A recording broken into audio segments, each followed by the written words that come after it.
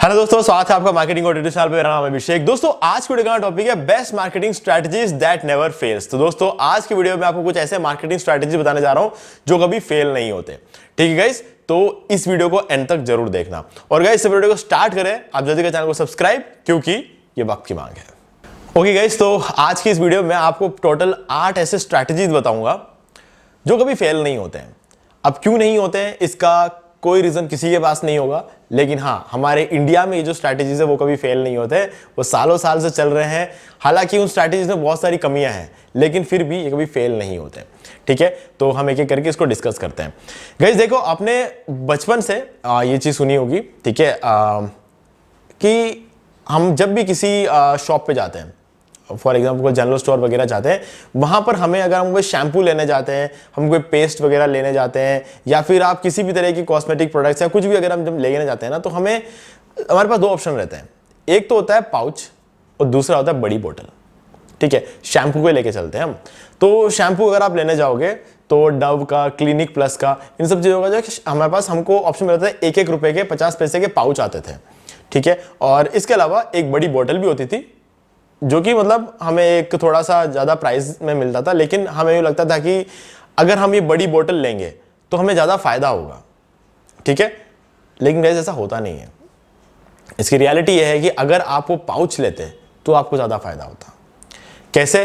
क्योंकि देखो, अब क्या है ना, आप कभी भी देखना, जब एक पाउच लेते हो तो अब देखना कि उस पाउच की क्या कीमत है, और दूसरा उसमें कितना ml शैम्पू है, और आप देखना जो बोतल है उसी का, उस बोतल में कितना ml शैम्पू है और उसकी प्राइस क्या है। आप हमेशा ये चेक करोगे कि 1 ml शैम्पू की जो प्राइसिंग की कॉस्ट अगर आप निकालोगे ना, तो ज़्यादा सस्ता पड़ेगा ये पाउच वाला। लेकिन आज भी हमारे दिमाग में ये मिथ चल रहा है कि अगर हम बड़ी बोतल लेंगे तो हमें फ़ायदा होगा। एक्चुअल में जब हम बड़ी बोतल लेते हैं तो हमें नुकसान होता है, क्योंकि पाउच बनाने में खर्चा कम लगता है, बोतल बनाने में खर्चा ज़्यादा लगता है। तो वहाँ पर फ़ायदा हो ही नहीं सकता है, किसी भी केस में नहीं हो सकता।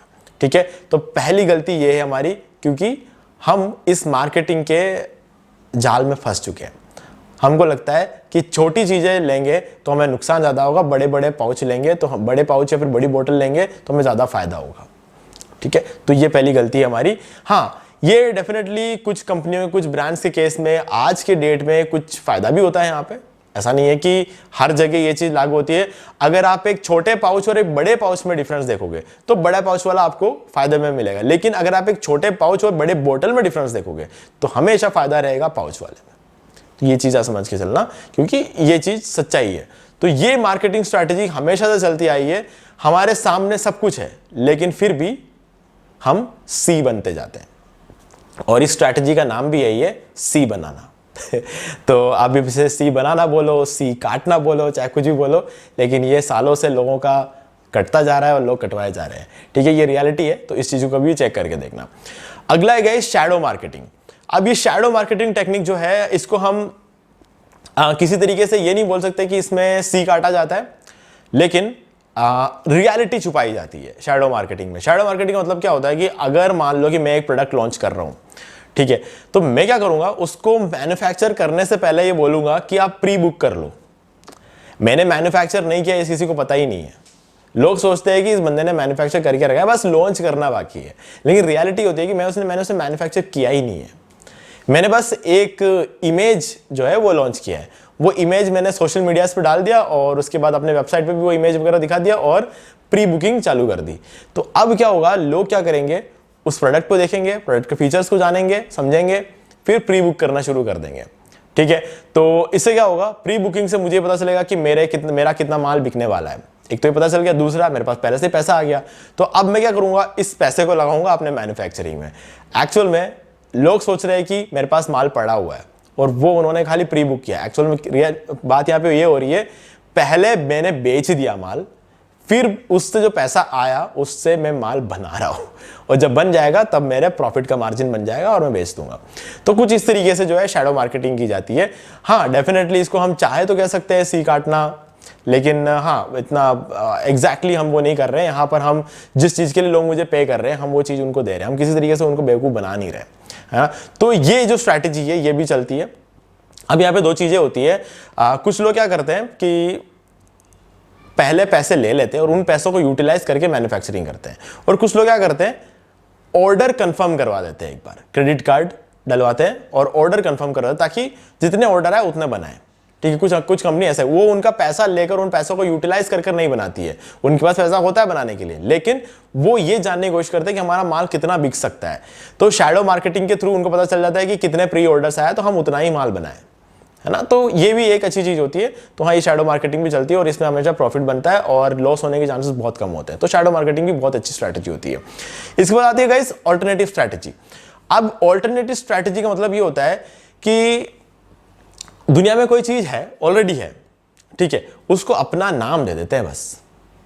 ठीक है, जैसे कि एक रैंडम प्रोडक्ट है, ठीक है, या फिर वो रैंडम प्रोडक्ट को आज तक कोई नाम दिया नहीं गया था। ठीक है, वो रैंडम प्रोडक्ट मार्केट में बहुत टाइम से है, या फिर एक रैंडम सर्विस मार्केट में बहुत टाइम से है, लेकिन एक बंदा एक दिन एकदम से आता है और उस प्रोडक्ट को अपना नाम दे देता है और अपना नाम देके बोलता है कि ये प्रोडक्ट मैंने इन्वेंट किया। हालांकि उसने इन्वेंट नहीं किया, वो हमेशा से मार्केट में था, बस उसने अपना नाम दे दिया। ठीक है, तो बस ये चीज है ना। तो ये भी एक स्ट्रैटेजी होती है कि हाँ, आपके नाम से अब वो चीज जो हमेशा से एग्जिस्ट करती थी अब आपके नाम से जानी जाएगी। तो हाँ, मतलब समझदारी तो है ये करने में। ठीक है, लेकिन ऐसा नहीं है कि हमें जिस तरीके से बताया जाता है कि ये प्रोडक्ट हम लेकर आए, कंपनीज जो उसको अपना नाम देती है ना, वो बोलते हैं कि ये प्रोडक्ट हम लेकर आए, हमने इसको इन्वेंट किया, वो गलत होती है, वो गलत तरीका होता है। लेकिन स्ट्रैटेजी काम करती है, क्योंकि आने वाले टाइम में वो प्रोडक्ट जो पहले से एग्जिस्ट करती थी वो अब उस कंपनी के नाम से जानी जाएगी। तो हाँ, डेफिनेटली एक अच्छी स्ट्रैटेजी होती है। अब अगला है market assassination strategy. Guys, market assassination strategy मतलब ये कि मार्केट को पूरी तरीके से तहस नहस करके मार्केट में घुस जाना, या फिर घुस के तहस नहस कर देना। तो ये जो चीज है ये जियो ने किया था। जियो जब आया, उन्होंने जो है लॉस लीडरशिप तो नहीं कह सकते हैं, कॉस्ट लीडरशिप में उन्होंने जो है क्या किया, मार्केट में घुस गए और मार्केट को खत्म कर दिया।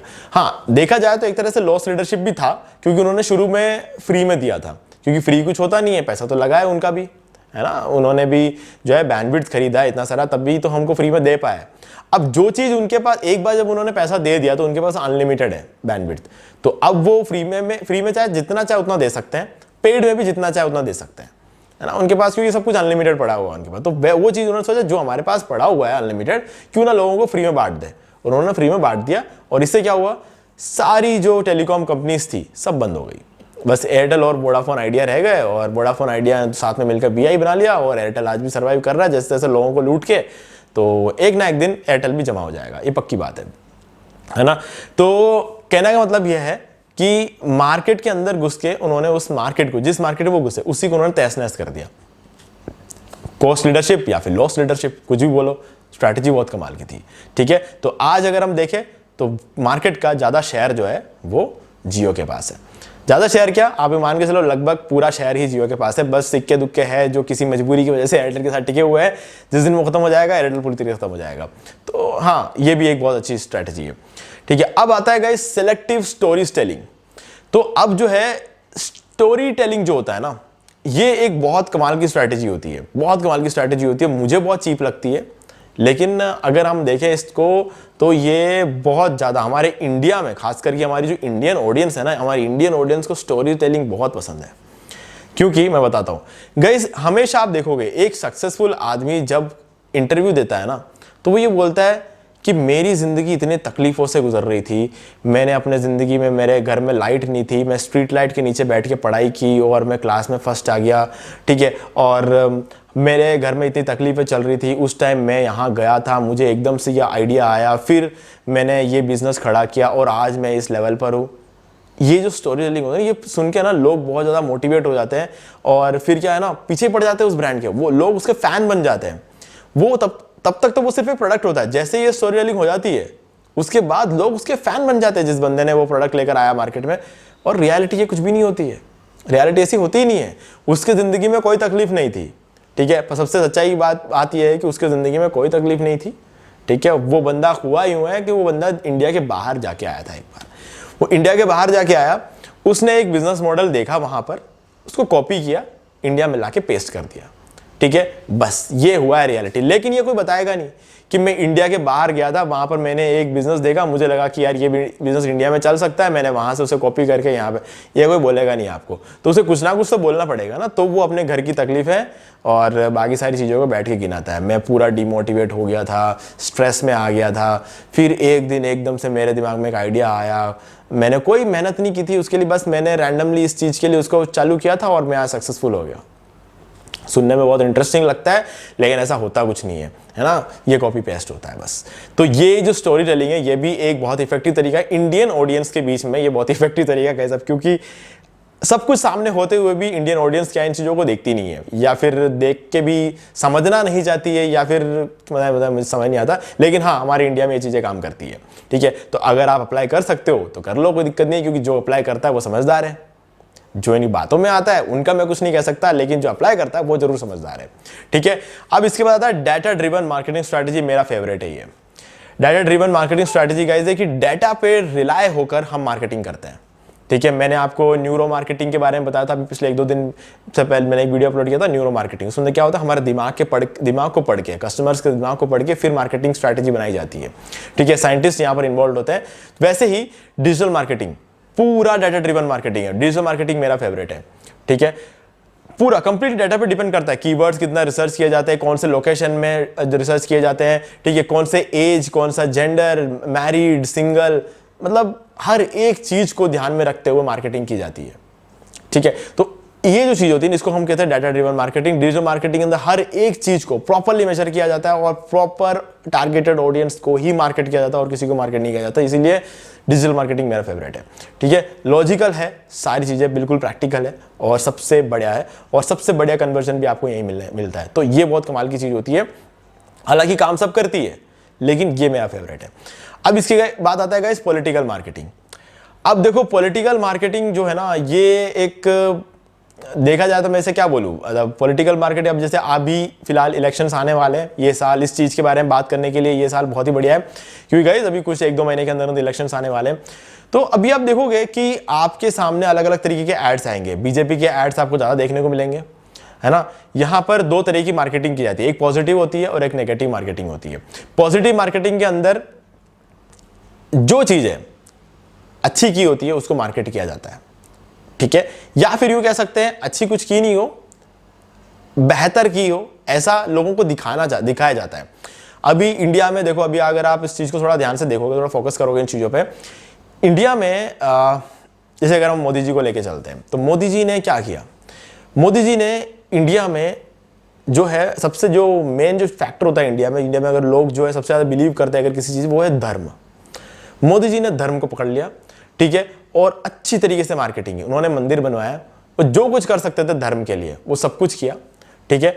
और लोग इससे ज्यादा अट्रैक्ट होते हैं लोग इस चीज को लेकर, है ना। तो उन्होंने वही टारगेट किया जहां पर सबसे ज्यादा लोग, उन्होंने ये नहीं सोचा हॉस्पिटल्स बनवाने, उन्होंने ये नहीं सोचा स्कूल बनाने, कॉलेज बनाने, ठीक है, ये सब चीजों पर उन्होंने जो है फोकस नहीं किया। उन्होंने सबसे ज्यादा फोकस किया धर्म पे, मंदिर बनवाने में, स्टैच्यूज बनवाने में, ठीक है। और तो हाँ, कहीं ना कहीं हमारे इंडिया में ये चीजें चलती है और मोदी जी बात जानते हैं, वो स्मार्ट है, उन्होंने बहुत बढ़िया काम किया और 10 सालों से रूल कर रहे हैं। और जहां तक मुझे लगता है अगले 5 साल में उनकी ही सरकार रहने वाली है। क्यों? क्योंकि लोगों को मंदिर चाहिए था और मोदी जी ने मंदिर बना दिया यार, मतलब कमाल की चीजें की। और बाकी किसी भी प्रधानमंत्री ने क्या किया क्या नहीं किया, अगर आप देखने बैठेंगे तो हमें एक ही चीज समझ में आएगी कि मोदी जी ने जो कुछ भी किया इतना सब बाकी लोगों ने नहीं किया है, ठीक है ना। मतलब बाकी लोग आए, 5 साल बैठे चले गए, 10 साल बैठे चले गए, उन्होंने कुछ भी ऐसा नहीं किया जो कि मतलब हमारे इंडिया में करना चाहिए था कि नहीं करना चाहिए मुझे पता नहीं, लेकिन कुछ ना कुछ हमेशा करते रहे, हमेशा न्यूज में बने रहे, है ना। ये मोदी जी का एक खास टैलेंट है, ठीक है। अब डेफिनेटली अब कुछ ना कुछ अगर इंसान करेगा तो उसका नाम तो जरूर होगा, है ना। तो वही बात है, मोदी जी इसी वजह से सबसे खास है और उन्होंने ये पॉलिटिकल स्ट्रैटेजी यूज की और वो डेफिनेटली इस चीज में सक्सेसफुल हुए और वो वोट जीत भी रहे, ठीक है। लोग उन्हें अभी पसंद करते हैं, बहुत ज्यादा पसंद करते हैं, कोई डाउट नहीं है यार इस चीज में। उन्होंने हर चीज किया जो वो कर सकते थे। अब नेगेटिव मार्केटिंग मुझे बहुत ज्यादा चीप लगती है कि आप अगर अच्छा काम कर रहे हो, आपने कुछ भी किया है अगर देश में, अगर वो चीज आप बताते हो तो ठीक है, लेकिन दूसरे सामने वाले को गलत बताना, राहुल गांधी को पप्पू बोलना, है ना, राहुल गांधी को एक तरह से पप्पू बना दिया गया हमारे देश में, ये नेगेटिव मार्केटिंग है, है ना। मैं यहां पर पॉलिटिक्स में घुस नहीं रहा हूं, मैं आपको सिर्फ बता रहा हूं, चीजों को समझाने के लिए बता रहा हूं मैं आपको। राहुल गांधी को पप्पू बोलना, ठीक है, क्यों बोलने लगे? मतलब हम राहुल गांधी को जानते थे क्या? मैं जानता हूं क्या राहुल गांधी को? नहीं। पर्सनली मैं मिला हूं क्या राहुल गांधी से? नहीं। ठीक है, आप में से कोई क्या पर्सनली मिले हो राहुल गांधी से? नहीं मिले हो। ठीक है, हम में से कोई राहुल गांधी से मिला नहीं है। हमें किसी को नहीं पता राहुल गांधी का क्या मतलब पास्ट रहा है, क्या है क्या नहीं है, कैसा आदमी है, हमारे साथ कभी बैठा नहीं है, हमसे कोई बात की नहीं है, लेकिन हम सबके दिमाग में ये बात है कि वो पप्पू है। कैसे आई? सबके दिमाग में नहीं आई है, डेफिनेटली मेरे दिमाग में नहीं आई है। ठीक है, मुझे पता है पढ़ा लिखा आदमी है, एजुकेटेड आदमी है, समझदार आदमी है, बहुत ही टैलेंटेड आदमी है, उसे एक मौका मिलना चाहिए इस देश को संभालने का।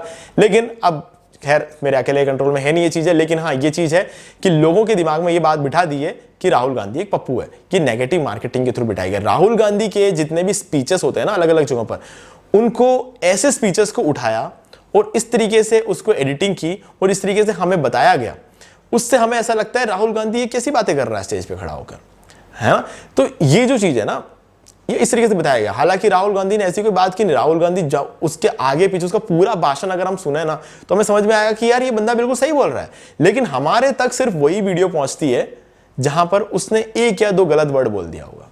इंसान भावुक हो जाता है यार स्टेज पे जाके, कौन नहीं होता भावुक? कोई भी हो जाता भावुक, है ना। लेकिन हम तक सिर्फ वो दो शॉर्ट वीडियोस आते हैं हमारे सामने जिनको जोड़ा गया है, उनको जोड़ तोड़ के हमें अलग तरीके से दिखाया गया, जिससे हमें लगता है कि यार ये बंदा जहां भी जाता है ऐसी वैसी बातें करता है।